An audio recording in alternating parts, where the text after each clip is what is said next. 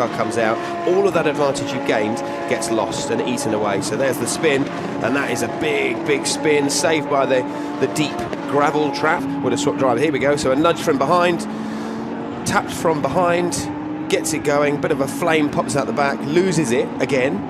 Stalls up the inside. Oh no, not Dennis Lind, apologies. It's the other Raton car that gives 81 a big whack. So that was Sergio Campos at the end of Vale. That's Zirkling, who's got it all wrong under braking. He comes across the road. Schlegel-Milk has nowhere to go. They make contact, but if they touched on those sides to one another, offline, all the way down the straight, that's how it happened. Parts company, trying to see whose car it is. Very nearly flipped over, didn't it, as it bounced into the air there. Was that Christoph Lenz in 58? And the wheel thinks, I need to get out of the way here. So it heads out of harm's way. That's why they called. And he's going to take full advantage of this in the blue car. Lind to the inside, and there's contact. Off the road he goes. Postiglione hits him as well, turns him round. And Dennis Lind, we know that Lind goes to the inside, misjudges it, taps Krenzia. Now where does the impact come? Is it Postiglione?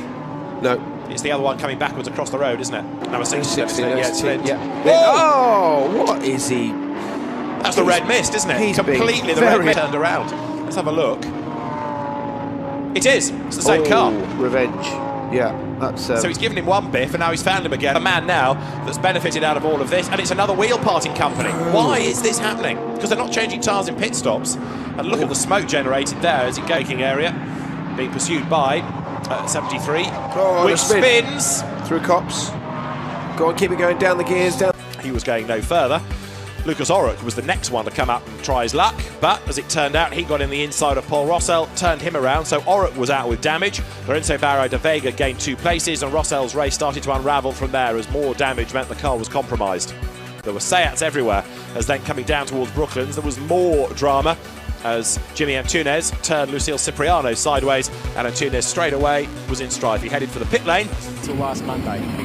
So they dive into turn 3 for the first time, and crash! And that's involving one of the Bentleys and the Lamborghini, but they looked at the second quarter, and then by the time they got to the third, and that was the moment of impact, Lamborghini and the Bentley coming together. And to be fair to Adelaide Fox here, finish off career, head to Thailand. Oh! No! And way off goes Chen. He's got a cue before we go. Behind him though, look at the BMW, makes contact there, the Allied Racing BMW, and into the barrier. I'm afraid goes number 84. That's Machi. Here's a replay. Door was open, BMW had a go, then the door closed as he turned in. Contact between the race leader. Oh, contact here. Spun around. 30 and 77 come together. 77, the Maserati of Fugliani, which already had a bit of bodywork hanging off it. Was a bit leery into the corner, was a bit leery through the kink. Then it was a bit of a daredevil move, lock up. I think he actually tried to back out of the move because he realised it wasn't quite going to happen. But he was all locked up. He skidded straight on. Better grunt, it's got better acceleration, contact! The top 2 crash, a full 360, the BMW carries on the Porsche. Through, the BMW got out of shape coming out of turn 1. And then there was contact between the pair of them. Round and round went the Porsche. It nerfed the barriers a couple of times. It clipped the BMW on the way past. And I think it was as it clipped the BMW for the second time, that broke the right.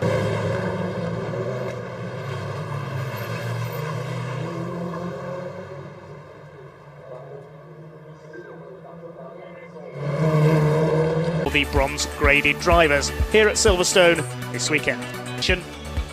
A quick spin for the treble 1 Ferrari, but it recovered to set. What's all this about? Dear me. I mean, I have to see that again.